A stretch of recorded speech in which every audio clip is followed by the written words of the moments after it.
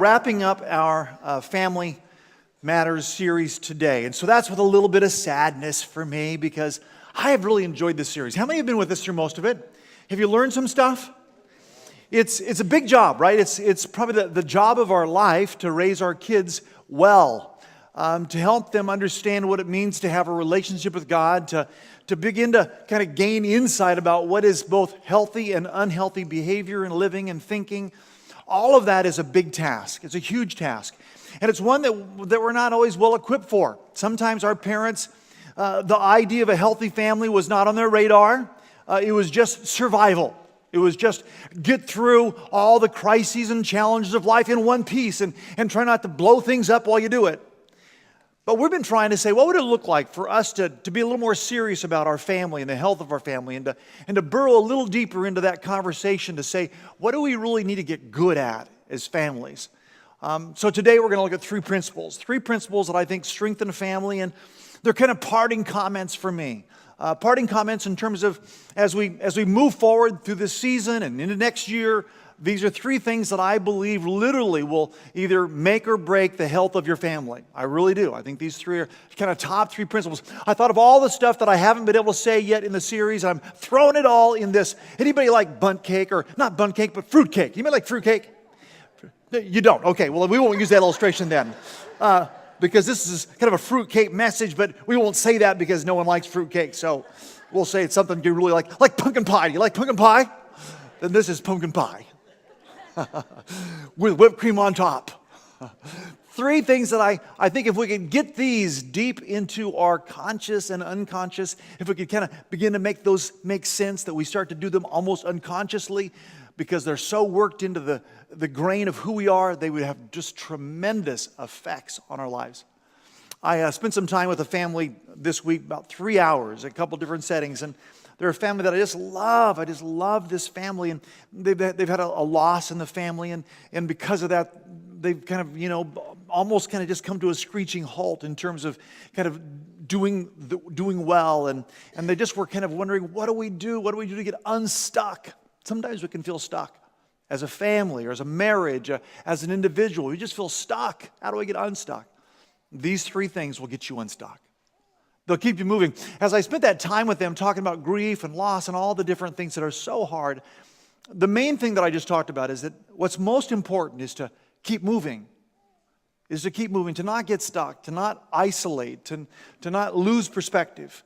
And so if we can have some encouragement, say, what do I need to do to keep moving? You'll figure things out.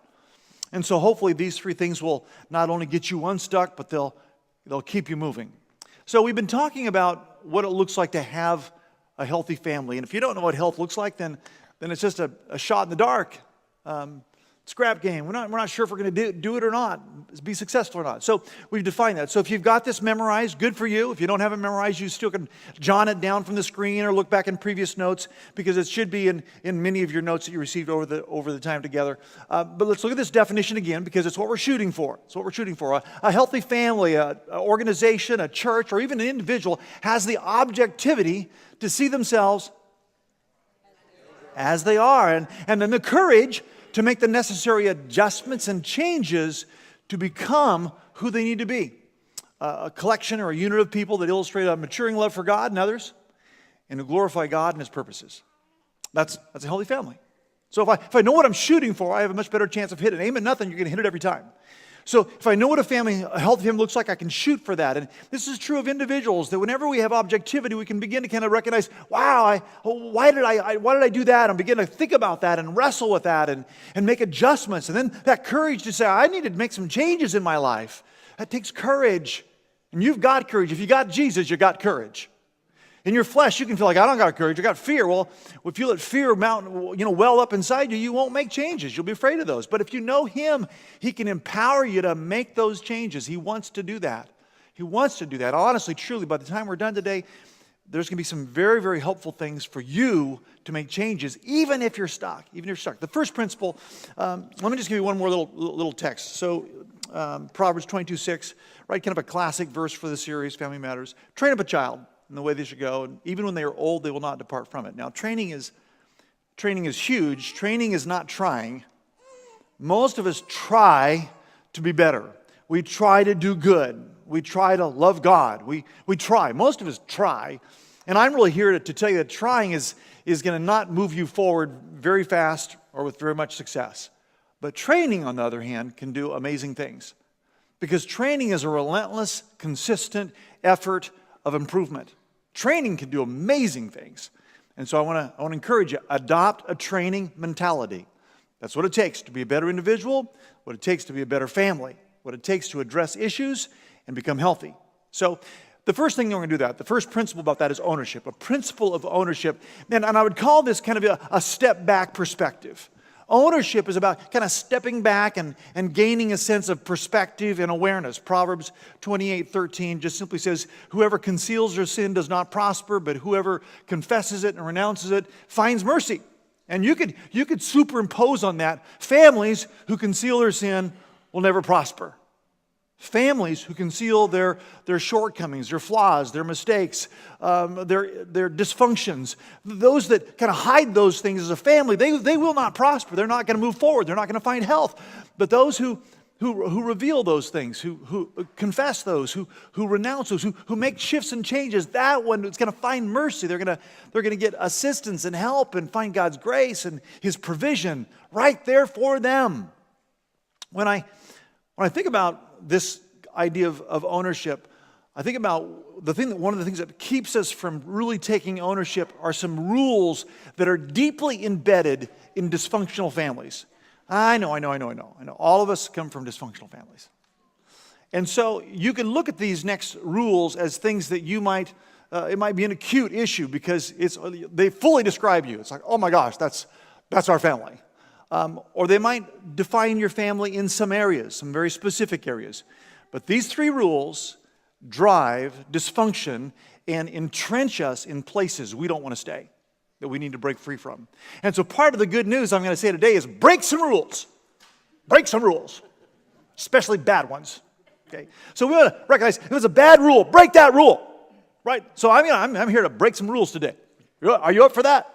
Up for that? So here's the point. This next little point in your notes, kind of a sub-point of this one, is that families are as sick as their secrets. Families are as sick as their secrets. They're as sick as their secrets. There's a fellow that was on his deathbed, and he was dying. He didn't have a lot of energy, a lot left, but he was still coherent. He was still lucid, and his family was gathered around him. His 4 children and his beautiful wife. His first 3 kids looked a lot alike. They were all tall and athletic and just really dashing. And the 4th child was kind of the runt and the ugly duckling of the family. Just, didn't almost look like not part of the family at all. And so as he's laying in his bed, he motions to his wife, darling, dear, come here. And she bends down and she says, yes, dear, what is it? He goes, I've been plagued with something that's bothered me the last couple decades, and I just want to ask you, would you please be truthful with me? Is our youngest son really mine? Is he really mine? And the wife's just, oh, darling, oh, sweetheart, yes, 100% yes. He is yours, he's ours, he's our child, yes. And the man was just like, you could just a wave of relief came over him. He just was in agony because he wondered and questioned for so many years. And he finally just passed away. And she said under his breath, oh, thank God he didn't ask me about the first 3.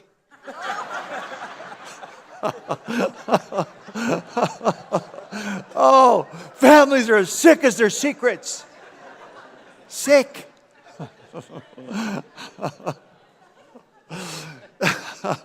You see, part of what a healthy family does is recognize that we don't need to keep any secrets. We don't need to keep secrets. When a family keeps secrets, there's usually 3 rules that kind of propel that kind of entrench that. And they're right there for you. Maybe you've heard these before. One is just a don't talk rule. Don't talk rule. Avoidance is the name of the game. You just avoid. something. There's usually a taboo topic in the family that no one wants to talk about, and so we just don't talk about it. It could be dad's alcoholism. It could be mom's blowing the budget, just shopaholic. It could be a medical, it could be a prescription drug that's out of control, and everyone knows that mom's doing it, but no one talks about it, no one addresses it. It could be sexual abuse. It could be mental illness. And I want to say just kind of about mental illness. Mental illness is a real deal. And as often, any one of these things can create acute shame. And acute shame is what makes us go into hiding. Acute shame is why we say, don't talk about that. We don't talk about that. And when you have a don't talk rule, something is not getting addressed that needs to be addressed. Something is not being faced that needs to be faced. Kind of the underlining principle under this point, I didn't mention, but I'll go back and just highlight it right now, is that if you refuse to acknowledge, that you cannot change something you refuse to acknowledge. You cannot change something you fail to acknowledge. But that's kind of the first phase of getting healthy, and that requires that objectivity that's in our definition, that we go, oh wow, this is a problem, we should talk about this. Yes, we should talk about this. But a dysfunctional family doesn't talk about it. They say, no, it's a no-talk rule. We don't talk about that. We don't talk about our family's problems. We don't let people outside the family know what's going on inside the family. That's our business. It's not their business. And we can get quite defensive over that. And that protection to try to keep our business inside our house, our four walls, don't let anybody else know about that, that is very, very natural in so many families to some degree or another, but it is not a healthy thing. It's not what creates health, it's what creates dis-ease. It's a disease that begins to erode and contaminate intimacy and the other things we begin to talk about in those rules. And so for us really to kind of grow beyond that, there has to be a sense that, okay, we're gonna start breaking this rule, this no-talk rule, because it's not helping us. It's like the elephant in the room. Everybody knows it's there. You know it's there. You walk around it. You step in it sometimes. You smell it, but it's there. I mean, there's an elephant in the room, but nobody addresses the issue and the problem, and so the family stays stuck. So we got to break the no-talk rule. What is it that we're not talking about? What is it that we're not talking about? The second rule is don't feel. Now this one is bound to happen, because what we should be doing with our feelings is talking about our feelings.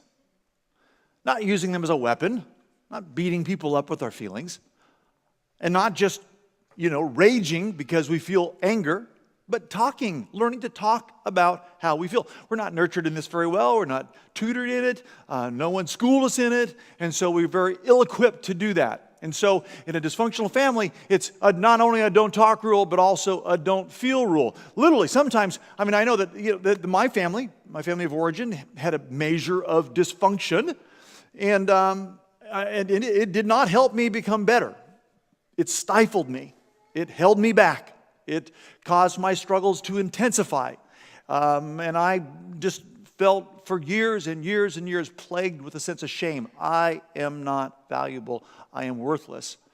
Did my family send me messages that I'm not worthy, I'm not valuable? They didn't overtly send me those messages, but these little subtle rules, don't talk about some things. And don't feel. Literally was told, don't feel that way. Don't feel that way. Literally, we'll tell one another, oh, you shouldn't feel that. Well, that's kind of hard to do. Where is that don't feel switch? Where is that? Where's that at? Where is the don't feel switch? Because I'd like to shut off those feelings of neglect or shame or guilt or anger or sadness. I'd like to shut that off. Anytime soon would be helpful, right? You can't shut off your feelings because someone insists that you do so, because someone's uncomfortable with your feelings. And a healthy family makes space for people to articulate and speak up, to talk out about things and process. And healthy families make space and room for people to feel and express their feelings. And so until we can say, oh my gosh, we've been doing this for years, or like these unspoken rules. I didn't even know I had these rules until Pastor said I had these rules. And he's right, I got those rules. I remember my mom had a very clever way of telling me as a child to shut up. Very clever way. She was 1, 2, 1, 2, 1, 2, honey, 1, 2, 1, 2. I got it. You know, 1, 2 is, you got one mouth and 2 ears. Don't get those out of sequence. It'd be twice as much listening as you do speaking. 1, 2, 1, 2. I knew that meant zip it. You know, and that was, zip it was one of those things too. Because why? Because as a child speaks up, maybe they'll let the cat out of the bag. And I tell you what, letting the cat out of the bag is a lot easier than getting it back in. And so we can feel like, oh my gosh, I just aired our dirty laundry. You know, I want to make some kind of, I want to couch this in saying, as I say, that we want to break these rules, we want to talk and we want to feel. I'm not saying take out an ad in the paper. I'm not saying, you know, go on the radio and announce your family's sins. I'm not saying you need to broadcast your problems. That's not what I'm saying. What I'm saying is we've got to be honest enough, aware enough to take some ownership of these are our problems. Because they will not change if they're unaddressed. The don't talk rule, the don't feel rule leads to the don't trust rule. And the don't trust rule is what you do when you can't talk and you can't feel. You just can't trust. You can't trust that you can say something without being shamed. You can't trust that others will respect your feelings and give space for you to process those and try to make sense of those when sometimes they don't make any sense. All of a sudden you don't trust. And in dysfunctional families, there's usually someone that is a breaker of trust. Someone who says they'll be there and they're not. Someone that says they'll do and they don't. Someone says they'll follow through and they fall out. And so whenever that happens, pretty soon you just think you can't trust the people very close, most close to you. And so how in the world can I go outside and trust people further from me? How can I trust people outside my home when I can't trust people inside my home? Which holds us captive to staying in a place we really don't want to stay in. Break some rules. Break some rules. What if I thought of a great family mixer for Christmas? This is, our church is kind of wondering, look, if we could just have a mixer for the family for Christmas, wouldn't that be wonderful? I think, well, this would be a great mixer for Christmas. Everyone's gathered around. The gifts have all been opened, or maybe you do it before you open the gifts because this might be challenging. But this family mixer I thought of, everyone's around. You just say, hey, I just want us to all write down on a little piece of paper what we think is the worst thing about our family. You know, the thing that you just for years have wanted to say, gosh, why do we do that? If we could just stop that, it would be wonderful. It'd be the best Christmas present ever. And what would that be? Maybe there's someone, maybe the matriarch or patriarch of the family is just like, ballistic and everyone writes that down. And then you open that and share that with one another. Wouldn't that be an amazing mixer? You're going, not so much, not so much. I jest, but I'm also dead serious. At some point, we gotta get in the mix of who we are and recognize what's not working. That's ownership. That's ownership. And that might start with you as an individual. And my goodness, if a father or a mother, a patriarch or matriarch in the family can be the first to take that ownership and take that serious and say, I just want to say, I think there's some things about my own life that have not managed very well. And I just want to come clean on that. It'd be powerful, a powerful moment if we could just break some rules. Now, in that, there's a couple things that I suggest there in your notes to kind of approach this. One, be reminded, 1 John 1:8 says, if we claim to be without sin, we deceive ourselves and the truth is not in us. You see, the truth is we all have sin, we all have shortcomings, we all have difficulties.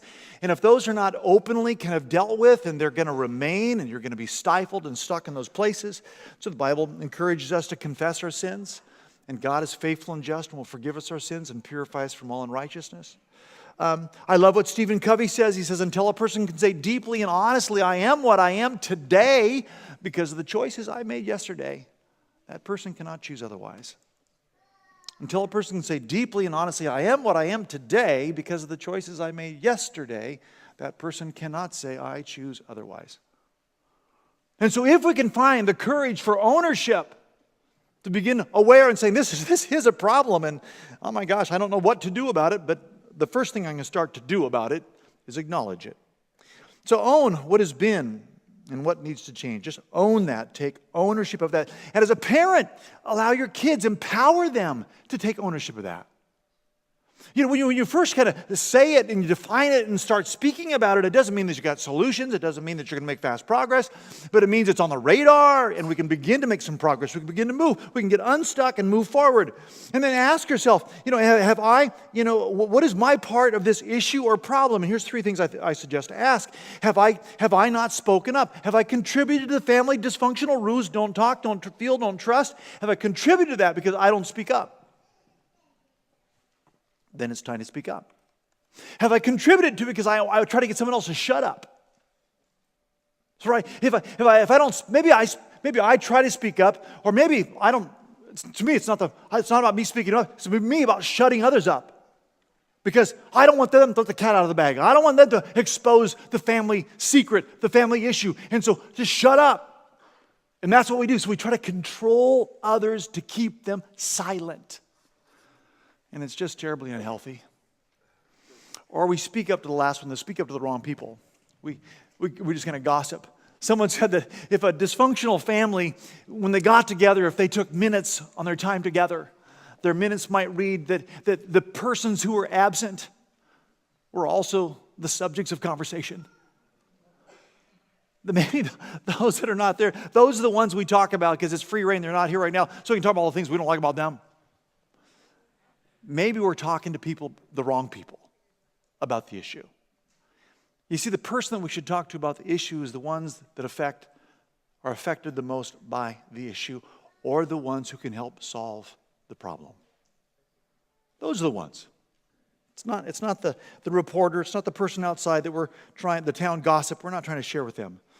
And so as we do that, we can begin to find healing and support to talk about those things. So look what it says in Proverbs. Proverbs says, there is more hope for a fool than someone who speaks without thinking. And so, again, I'm not saying speak without thinking. Think it through. Who do we need to process this? Talk about it, address it, break some rules with. James tells us a wonderful promise about who we are as people. He says, make this your common practice. Confess your sins to each other and pray for each other so that you may be, what? Whole and healed. Your family can experience wholeness and healing, but only if they learn to take ownership. If they learn to take ownership. About the mental illness issue, a sweet dear friend of mine, Sherry, gave me a group. It's called NAMI, A-N-A-M-I, National Alliance for Mental Illness. And I just got to say that if you've got a family member that has some sort of mental illness issue, talk about it with the family. These dysfunctional families don't have family meetings. They rage and they shame and they insist that people follow the rules, don't talk, don't feel, don't trust. And so one way to begin to break that is to begin to have a family meeting where the family talks about their stuff. Dad's going to go into treatment center. Mom's going to go on some medication because she has struggled with bipolar or depression. And it's time for us just to let you guys know that this is a fragile thing. But we want to be transparent and honest so we can all grow and learn and get better for it. When families have those kind of conversations, the family gets better. And it's like for the kids, it's like they can come out of this place of hiding. They don't have to hide anymore behind the family secret. Because when you're hiding behind a family secret, the message that's driven into your soul is you are bad and a part of the problem. Shame is the residue that sticks on us. And all of a sudden, when it comes into the light of day, the mossiness of shame dries up and can be fluffed off because we recognize it's not true. It's not true. Ownership. Ownership says, we're going to begin to deal with this because we cannot change something we refuse to acknowledge. The second thing, number 2, is responsibility. Take responsibility. So if the first one is kind of a step back perspective, it's a step back and kind of gain some objectivity and say, what's going on? What do we need to face that we're not facing? The second one is kind of step up. step up to responsibility and say, okay, we're going to do something about this. What are we going to do about it? And so I got several suggestions here for us to kind of think about in terms of how do we step up. The principle is the only person you can change is you.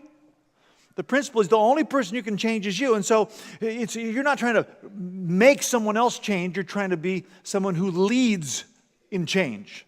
Someone who steps in and says, this is my part of the issue. This is my part of the problem. This is what I've not done. I've not allowed us to speak up. I've not cultivated that. I've tried to sweep it under the rug, and I want to start addressing that. I love this next little passage in Galatians chapter 6, verse 4 and 5. It says, make a careful exploration of who you are. Pause. That's the step back. Make a careful exploration of who you are. And there's a second part. Take responsibility for doing the creative best you can with your own life. That's the second part. That's the take responsibility. That's the step up part. Step back. What's going on? What's our secret? Where's this a problem? Step back. Then step up. What can I do about that? How can I be an agent of change? How can I be someone that helps our family go from where they are to a healthier place? We all want that. The first way to take responsibility is to be humble. Humble. Humility is the ability. Humility is the ability to take ownership of how you are and who you are. Remember, objectivity is the ability to kind of see things as they are. Humility can speak about how they are.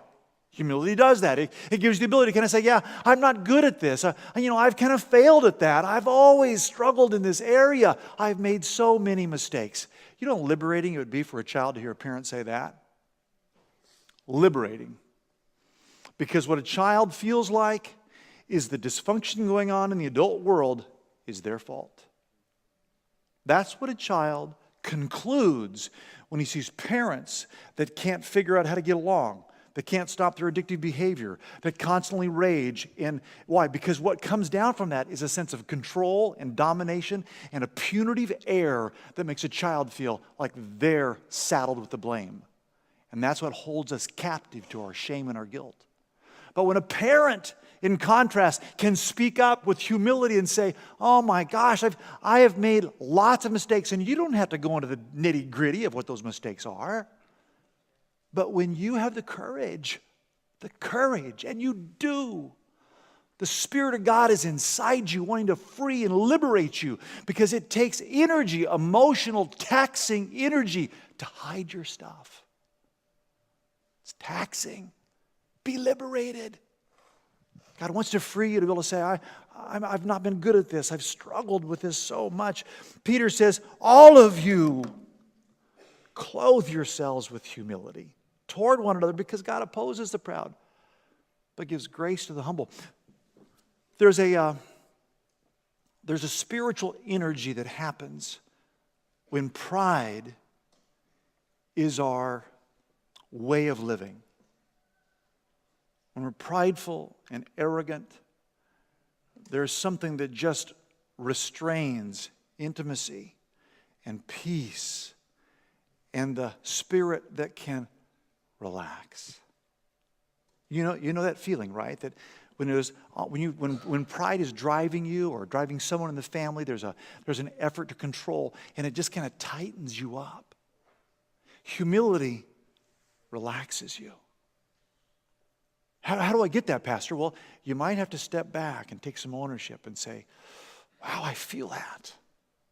How do I get out of that? Step up and humbly acknowledge it. I struggle with this area. I didn't need to know that financially I've just kind of struggled. I've never been able to kind of stop my spending. I need to tell you that my drinking has been a problem. And it doesn't do any good to pretend it's not a problem, because this is not a news flash for the rest of you. I got to tell you that right now I'm pretty calm, but I know that sometimes I can rage and everyone goes into fear and hiding.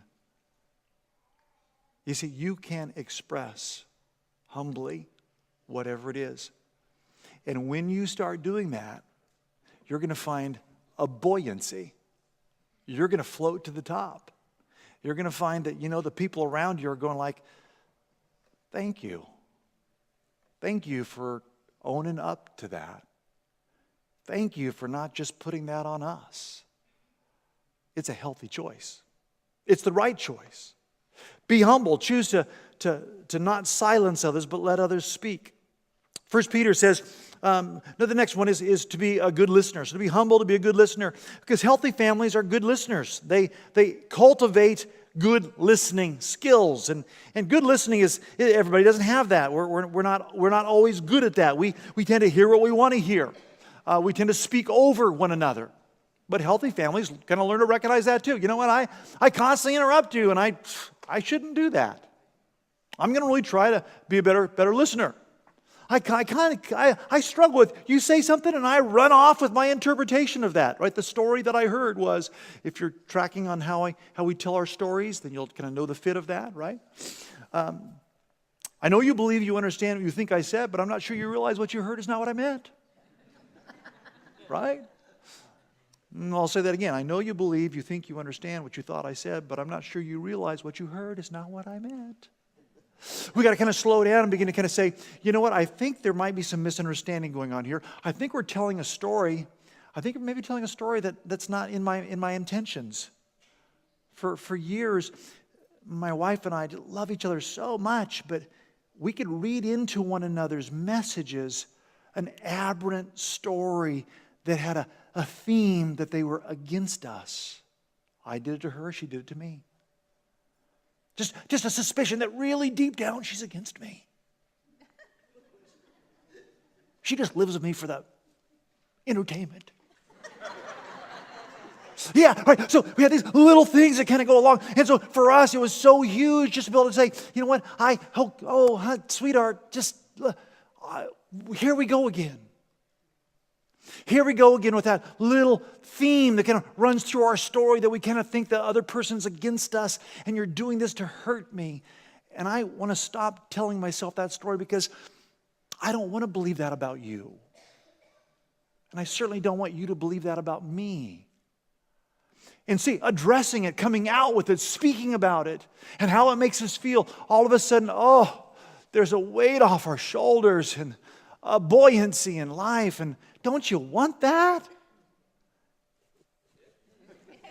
Maybe not. Well, maybe not. Maybe we don't want that. I think we want that. Don't we want our kids to have that? They will get that only from us or lots of therapy. It's much cheaper if we do it. It's much cheaper. Be quick to listen, slow to speak, and slow to become angry. The Bible's full with encouragements for us to learn to speak up. When a child doesn't speak up, they dry up. When a child never learns how to speak up, they blow up. Only when you understand the balance can you grow up. The next one is be forgiving. You know, forgiveness is huge. A healthy family has a dynamic where forgiveness is present. And what forgiveness does, forgiveness brings closure. Unforgiveness keeps an open book on the problem. Now, if the problem's not being spoken about and not being addressed, it's pretty tough to forgive it because it just keeps cycling its way back in. But a problem addressed can be resolved or can move towards resolution. And part of what we resist is we think that's going to be an awful tough battle. And it might. It might. You might have to say, you know what, we may need to kind of separate a little while because the drinking or the drugs or the sex or whatever is out of sequence and is destructive and is a secret nobody talks about, is killing everybody in sight. And something radical might need to happen for that to be addressed. Better for something radical to happen than nothing happen at all. Break some rules. Break some rules and take responsibility. We don't have to be cruel. We don't have to be mean, but we need to be firm and we need to set loving limits. And with our kids, that's saying stuff like, please join us for ice cream once your room is clean. Oh, I'm so sorry your homework didn't get done. As soon as it's finished, you know what? Come and watch TV with us.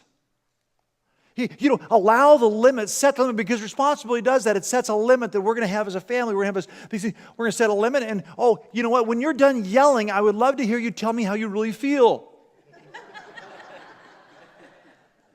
You know, when you stop, swearing and throwing this thing, I would love for us to sit down and talk about what's going on for you. What does that do? It says, this behavior isn't acceptable, but communication is critical. It's essential. And so as soon as you're done with that, then we can talk about this. But I'm just going to go, get some coffee. Or some ice cream. I like ice cream personally. And you can have some when you're done yelling at me. You see, when we set those loving limits, all of a sudden there's an understanding about responsibility. What's mine, what's yours? And a family can begin to cultivate forgiveness where you can complete things. I love Ephesians. Listen to the emotion that comes out of this text. Listen to the resolution, the peace, the health. Be completely humble and gentle. I love that. Right? Be completely humble and gentle.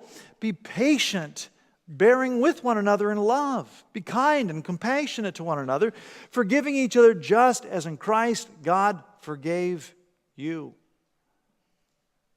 I want us to address it so we can bring some closure to it and we can forgive one another. That passage says it all. It brings closure and resolution. And the last one is to do. Responsibility. People that take responsibility are doers. You see that commercial on TV? We're a world of doers. Doers get things done. Doers are out there doing stuff. And whenever a doer is doing, you're going, why? How do they do that? Because they're a doer. You see that commercial? Have you seen that commercial? I did a terrible facsimile of it. But it's the idea, right, that a doer, and I love being a doer. I like getting there and doing it. I don't want to watch it. I want to do it. And God says that's the way people of faith are. They say, I want to be part of the solution. I'm going to take responsibility, so I'm going to do something. I'm going to break some rules. I'm going to get honest. I'm going to gently, humbly talk about how I feel, and I'm going to try to do my best with compassion to hear how you feel, because I want us to move forward. I want us to do well at this. Remember our little verse at the top of our notes, Proverbs 22:6. Go back and find it real quick. Train up a child in the way he should go, and even when he is old, he will not depart. Find it? Did you find it? Remember the thing I said about training? That's what responsibility does. Responsibility says, I'm going to train myself to be humble, to be a good listener, to be forgiving, to be a doer. And train myself to do that. A couple of, anybody like the Olympics? A couple of names. Okay, so Scott Hamilton, blast from the past. Who was he? An ice skater. Yeah, anybody remember the year that he won gold? Anybody remember? What do you think it was? What year? Any guesses? Somebody last night nailed it. They said 1984. Dang, that was really good. You nailed it. Yeah, he was world champion for 4 years running, and then won, the figure skating thing. He was all mine. What a sweet guy, Scott Hamilton, and a believer in Jesus Christ. But he kind of lost his way for a while. He said, I lost my way, and I joined the Church of Scott. And that was a mistake. Yeah, a lot of us, we have our own church. It's named after us. Church of Jeff. Come worship me. Right? Guess that's what I do. Yeah. So he kind of confessed that, kind of lost his way, lost his track, but then kind of came back and just has a beautiful faith, love for Christ, love for the church. The Jesus church. And Scott says this thing. He said, I went back and I recognized that in life, one of the things that my training allowed me to do was to improve and to recognize something and then be like a dog on a bone to address it and deal with it. And that has just served me so well. Because, when I look back and I watch some of my training videos, videos would just be of, me skating. And in an average skate, I would fall this many times. Because I watched multiple. And I started counting how many times did I fall that day. And then I factored in the amount of days that I would practice. And I figured out that I have fallen 41,600 times. Crash. 41,600 times. But I got up 41,600 times. And it was the rising up from each time I fell that brought me to the place where I could win an Olympic gold. You see, the issue in our family is, are they getting this sense that it's okay to fall? But have you risen? Abraham Lincoln said, I am not so concerned that you fall, but that you rise. As parents, that should be the air that we give our kids, that yes, you fell, we all fall, we all make mistakes, but do you rise from those and do you learn from those? Because if you do, we can get better and get past anything. Let us rise together and take responsibility. Usain Bolt, fastest man alive. Well, he really, seriously, he is. The 100 meter in less than 10 seconds. Where'd he go? There he goes. Flash him, and a name for it, right? Usain Bolt, like a bolt of lightning. There he goes. Perfectly named. Usain Bolt, when he won the Olympics, right, it wasn't his performance that won the Olympics. It wasn't his performance that won the Olympics. They're going, oh yeah, it was. No. It wasn't the performance. It was the hours upon hours of weightlifting and the right diet and his coaching and his diligence and his training and his practice. You see, it was his practice that created the ability to have the performance that won the Olympics. How are we training our kids? Not with dysfunctional rules, but with functional rules. Rules about humility. How do we talk to one another in a respectful way? And when you're done being disrespectful, I would love to hear you talk to me respectfully. I'd love for us to address that issue. Okay, I'm going to go in the other room, but when you're done with this, I would love for us to talk. Right? We begin to set those healthy boundaries, and all of a sudden, the space that we occupy together is one that has respect and mutuality and responsibility and humility and good listening rather than competitive talking. Competitive talking erodes good listening. And so maybe for somebody, just recognizing that, like we competitively talk. We don't listen very well to one another. Wow, let's get some help with that. So I want to encourage you, just think about these 3 little simple principles and rules. Step back and take some ownership of whatever's going on in the family that's keeping us locked where we are instead of moving forward where we need to be. And then the second thing, step up and take some responsibility for you, a leader, the man or the woman of the house, to be humble and a good listener and someone who has forgiveness so things get done and closed and resolved. And you're a doer. You get in there and get things done. And the third and last principle, especially when the first 2 are faltering, is structure. Here's what I mean by that.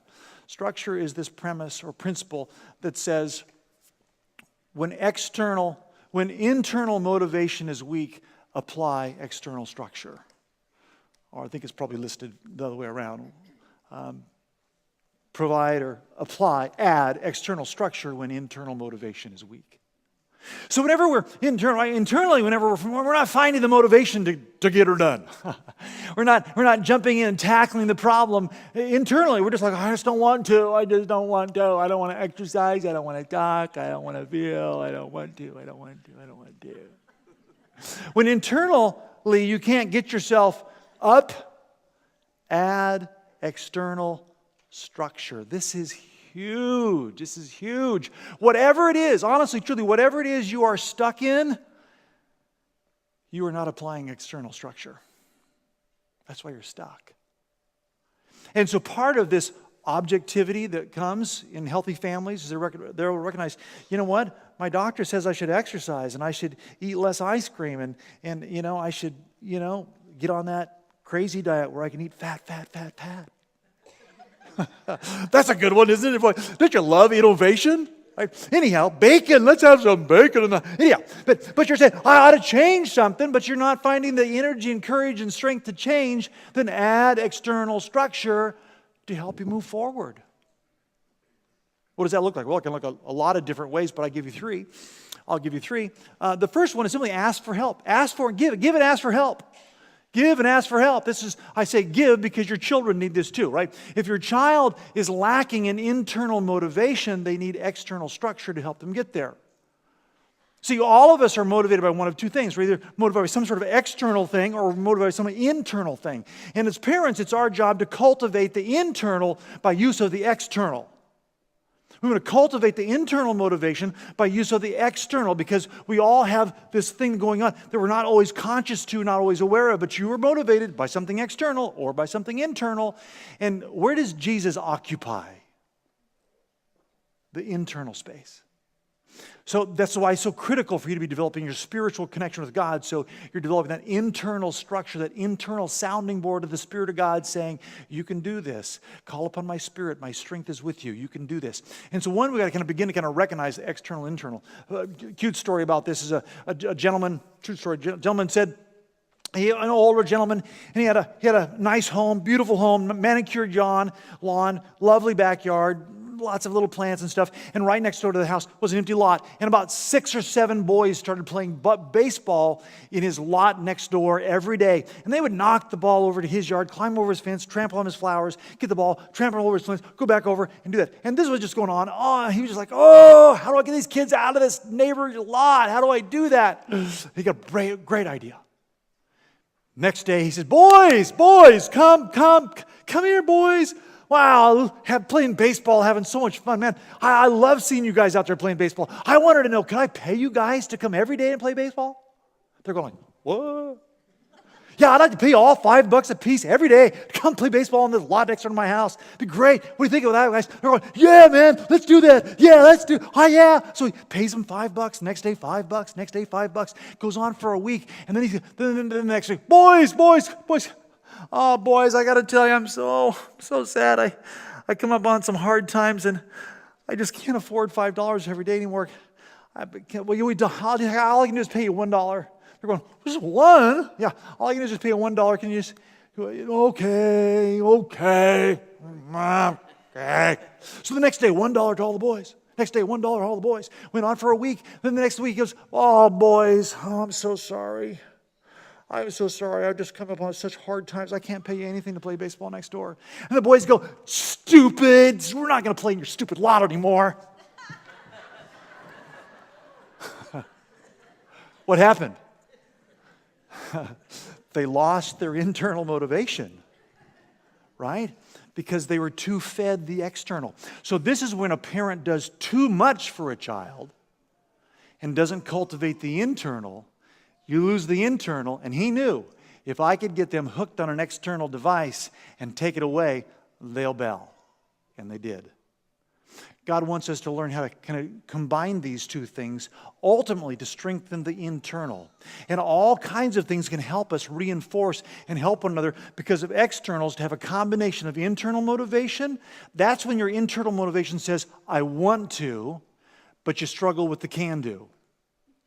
So your internal motivation is your want to. I want to be a better listener. I want to break this addiction. I want to move forward with my diet. I want to get out of debt. Okay? You got the internal want to. That part's covered. You're struggling with the can do to move forward. Add external structure. The first one is just ask for help. So Proverbs tells us that the way of a fool is right in his own eyes, right? That's why he's stuck way back there. But a wise man is he who listens to counsel. A wise man is saying, I need some help. And this is not help. You do it for me. This is you help me figure out how to do this. I need a wider circle, a better set of influences around me. And I want to find those and get those so I can move forward in life. I can move forward and make some better choices. So get that help from outside. There was a true story, Salt Lake City, Utah, Salt Lake City, Delhi had a group of about 7 or 8 retired gentlemen that would meet on a daily basis. They would go in, have some coffee, talk, and shoot the breeze, and tell old stories. And so they did this for like a couple of years. And then they were like, they just had this awareness. All of a sudden, they took some ownership. All of a sudden, they got this idea that, you know what are we doing? And they just got kind of a discontent with, just going to the deli and having coffee and shooting the breeze and not making any contribution to anything. Well, down the street, just about 3 or 4 blocks, there was a farmer's market that met that met, a couple of times a week. It would have this farmer's market. And one of the guys says, hey, why don't we go to the farmer's market? We set up a little table, and we just say, we could say, he's thinking, we could say, make a sign that says, old coots give advice. There you go. Why don't we do that? And the guy says, well, what kind of advice? Well, I don't know, but we know a lot of stuff, right? We sit here and talk about it week to week to one another. It doesn't do us any good. Maybe we offer it up to the community at the farmer's market. So they said, let's try it. So we went down to the farmer's market. They got permission to set up a little booth, and they just made themselves a big banner that says, old coots give advice. Had several chairs sitting around, and pretty soon people they're shopping for, this fruit and that vegetable and this trinket and this, craft, and all of a sudden, old coots give advice. All I could use a little advice. And they'd come over and sit down and go, well, can I talk to you about my finances? Sure, we've made lots of financial mistakes. Tell us about yours. And they would get some great advice. So he said, oh my gosh, can I talk about my kids? My teenagers are driving me crazy. Oh my gosh, we have raised 18 kids between the three of us. I mean, absolutely, and grandkids. Go tell us about it. We've made lots of mistakes with kids. And they'd give some advice and some guidance, and they began to have such a flow that one person stopped and says, you guys are the most popular booth at the farmer's market. Between 30 and 40 people every day would stop and spend 15 to 20 minutes getting advice from old coots. It's external structure. You all know an old coot somewhere. Right? Where are they? Talk to them. Get some advice from them. Tell them the problems. Right? They might surprise you with, dang, that was pretty good. We need one another. Whenever we do small groups, and we're going to be launching, right, with a new series coming out, Revolution. I hope you all do the Revolution series. Why? Because Jesus wanted to start a revolution. That's why he came.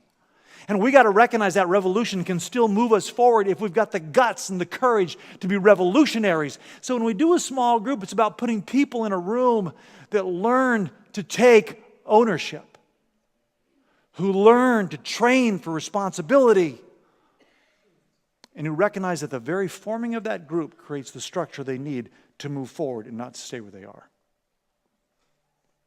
Spiritually, emotionally, relationally, we need structure. We need one another. The next one is the tools. Give and ask for the tools to kind of help move forward. And so sometimes a budget is just a tool. And what is it? It's a structure. And maybe you've got an internet program that's going to help you kind of keep that structure, and it's going to give you a red or an alert. It's going to go off like a siren if you cross the budget. I love that for my spouse. Structure, right? Put some structure in place. When you do the Ramsey course and you start to find out, wow, here's some ways we can really get out of it. We get that snowball, some structure. That structure is huge, getting that support from one another. The last one is to give and ask for accountability. So the structure is kind of a mechanism that would move you forward. It's an instrument. It's not a human thing. It might be a budget. It might be a program. It might be a schedule. It might be a coach from the athletic department. It might be a garage gym. It's a structure. It's something there. Then you ask for accountability, where someone's going to actually touch base with you and talk to you, and you're going to have to say, I didn't do it again. I didn't do it. Stop asking me. No, you say, thank you for asking me, because that little bit of nudging, I need that. Anybody ever recognize you need a nudge? You guys over here need nudges? Yeah. What about you guys over there? Yeah. You guys? Are you guys down for that? Right. A nudge. A nudge is wonderful. A little, thank you very much. I was thinking about doing that. All I needed was a nudge. My little garage gym up in Mariposa, we've got anywhere from, there's always 3 of us. Sometimes it swells to 6 of us. When I was down here, it would be anything from 10 to 15 guys. I love that. I love that. My men's group, anywhere from, 6 to 10 guys. Constantly trying to love on other men to bring them into that space. And sometimes all you need is a nudge. All you need is someone to kind of give you a little push or a little invitation. To step into community, to recognize I don't have what I want because I'm not asking for it. I don't have what I want because I'm not asking for any help to get it. This is the nudge. Ask for it. The other day I knew I had some things I wanted to get done and I didn't want anything to distract me. And so I texted a friend. I said, I want you to ask me tomorrow, did anything distract me or did I get done all the things that I wanted to get done?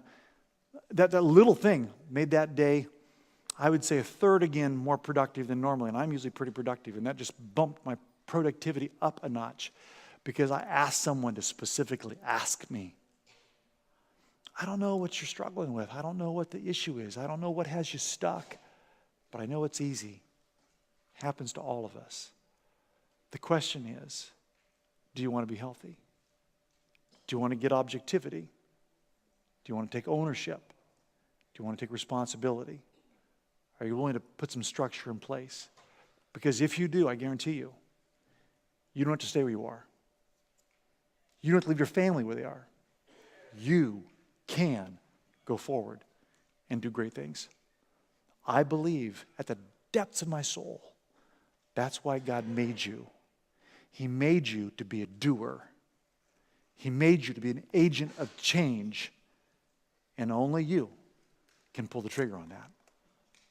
I want to simply invite our prayer team to come forward if they would. And join me up front if you want some prayer for anything. Because we talked about a lot of tough stuff today, right? I don't know if where this message lands in the query of all the messages we talked about Family Matters, but it was my fruitcake or my best shot at saying, hey, these are the things I've been wanting to say that I haven't squeezed in anywhere else. And so here they are. So it's my gift from me to you. You might go, oh, that's a tough gift, Pastor, but I really always want to speak the truth in love to you because I am convinced, I know it's true in my own life, I do better when someone gives me a nudge in the right direction. I do better. I'm nudging you. If you want some prayer about something that you need to stop, you need to break some rules on or need to address, please let us pray for you. We would love to stand with you in that. We're for you. We probably have a group that would be a great structural place that you could have greater honesty and disclosure that creates a sense of safety because, again, you're not airing your stuff to the world, but you need somewhere you can air it and talk about it and do something about it. You need that. We all do. We're better when we have that. So please let us pray for you. We also have a guest reception. Serena's over here, and we'd love to give you some treats and some refreshments and hear your story, let you ask questions about getting more involved. We'd love to do that. We have some gifts we'd like to give you, a mug. You have a mug, but we've got to give you another mug. So those are available. Your Christmas offering. Encourage you. Pray and ask the Lord, what would you want me to give so we can finish what we started and bless the ministry we have in the Philippines to kids being trapped in sex trafficking. We can rescue them. Wow, that's huge. So think about what your gift would be. Drop it off in one of the boxes. Text 77977 and YC Give and give online. Find a way to be a giver this season. Heavenly Father, we recognize that we are just people in process, but we need help. Because all of us can get stuck. All of us can have something that we should address that we're not addressing. We should face that we're not facing. And we need you, Jesus. We need you to be the light within our soul that points out that thing in your grace so we can face it without shame. I am not here to shame you, and neither is the Spirit of God. We're here to liberate you. The sooner you face it in His grace, the sooner you can be liberated. So, Lord, we ask that you make us people of courage that refuse to stay trapped in bondage, in chains, where we are, but be people that courageously move forward to be all you want us to be. We love you, Lord. For anyone that's struggling, just because you don't know if you even have a relationship with God, I just want to invite you. You can just simply open your heart to Him and just say, Jesus, fill me with your Spirit. I accept you as the Son of God who died for the sins of the world, and I need your Spirit inside me. because I need a source bigger and better and stronger than myself. Just confess that. Ask the Lord for that. And literally in a heartbeat, God says He'll enter that space, that internal space, take up residence inside you, and begin to give you strength that's not yours, but that comes from Him. Maybe that's the missing piece. Invite Him in. Lord, help us. Thank you so much for the joy I have as a pastor to love on, nurture, and help train a beautiful flock group of people that I know want your best. In Jesus' name, amen. God bless you. Look forward to seeing you next week, Christmas. Bring somebody from outside, a friend, a co-worker, a family member. Bring them next week. We'll talk about Christmas. God bless.